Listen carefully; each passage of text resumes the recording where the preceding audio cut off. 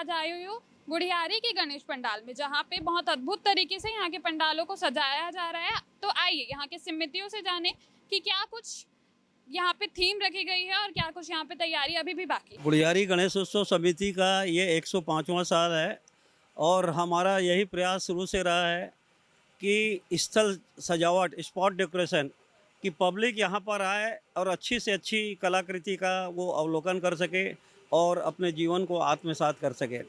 ये झांकी हमारे दुर्ग के बहुत ही शानदार कलाकार प्रकाश वैष्णव के द्वारा 1.5 महीने के अथक प्रयास से करीब करीब 15,000 फुट के पंडाल में, वाटरप्रूफ पंडाल में, यहाँ ये करीब करीब 35 लाख रुपए की लागत से ये भव्य शिव महिमा की झांकी देवादिदेव शंकर भगवान जो हमारे इष्ट देव हैं, उनके जो कार्यक्रम उनके द्वारा संपादित किए गए थे, उनका चित्रण कलाकार ने अपनी भावनाओं को यहाँ पर कला के माध्यम से आप लोगों के समक्ष प्रस्तुत किया है।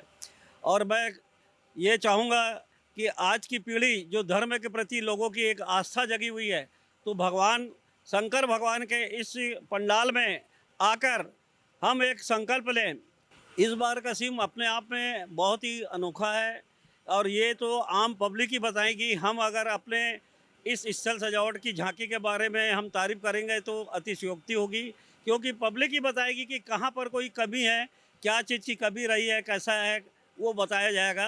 पब्लिक से हम पूछेंगे कि आप लोग अपनी राय प्रकट करें। ट्रैफिक और भीड़ को लेके क्या सुविधा है? जिला प्रशासन को हमारा को सहयोग मिलता आया है और हमारे 150 कार्यकर्ता भी इसमें लगे हुए हैं और पार्किंग की व्यवस्था के लिए हमने पार्किंग टीम तैयार की है।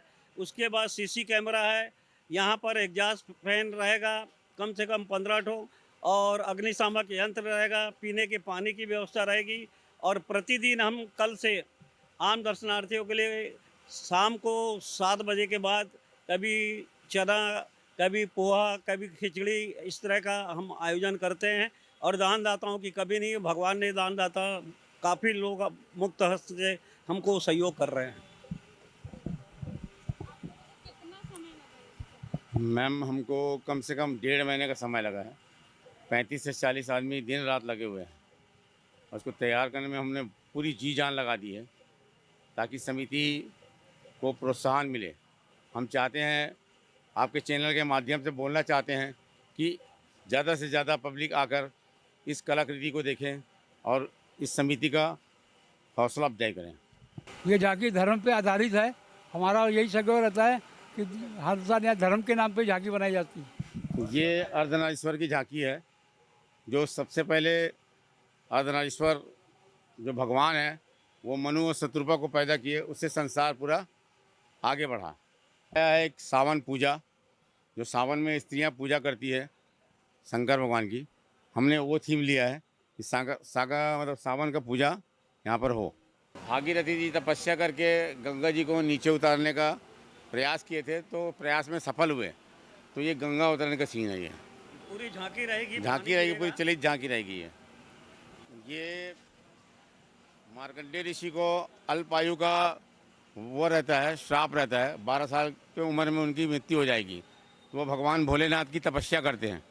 तो भोलेनाथ जब यमराज उनका मृत्यु का हरण करने के लिए आते हैं, उस टाइम भोलेनाथ आके ये मार्कंडेय ऋषि को बचाते हैं। ये वाला सीन है। ये देवताओं और दानवों के द्वारा यहाँ समुद्र मंथन का किया जा रहा है, जिसमें से बहुत से रत्न निकले हैं। ये जीवन के उद्धार के लिए समुद्र मंथन का सीन दर्शाया गया है। पाताल लोक में सारे राक्षसों को मारने के लिए शंकर जी ने नंदी के रूप में वृषभ अवतार लिया था। उस अवतार में आकर पाताल लोक के सारे राक्षसों को नष्ट करके विष्णु जी को मुक्त करा के पाताल लोक से देवलोक लेके आए थे। ये शंकर जी की बारात है। शंकर जी बारात लेके जा रहे हैं पार्वती से विवाह करने के लिए। इसमें सारे भूत प्रेत पूरे वहाँ पे सम्मिलित हैं, देवगण राक्षसगण सभी सम्मिलित हैं यहाँ पे। शिव जी बिहाने चले पालकी सजाई के, ढोलक बजाई के राम। यहाँ पर शिव जी और पार्वती जी का विवाह का फेरा हो रहा है। बारात आने के बाद हिमालय राज और मैना रानी के महल में शिव जी का और पार्वती मैया का विवाह का फेरा हो रहा है। ये गणेश जी के दरबार में हमने पूरा ब्रह्मांड का सीन लिया हुआ है, जिसमें हम पूरा दिखा रहे हैं कि पूरा ग्रहों के बीच में हमारे गणेश जी विराजमान हैं और बहुत ही अच्छा यहाँ पर थीम लग लिया गया है जो पूरा ब्रह्मांड को दर्शा रहा है। एक बार दशानन रावण को घमंड हो गया था कि वो मैं शिव जी को अपने लंका में ले जाकर स्थापित करूँगा, स्वयं शिव जी को और पार्वती मैया को, ऐसे उनको घमंड हो गया था। तो उस घमंड के चक्कर में उन्होंने आकर सीधा हिमालय पर्वत को उठा लिया।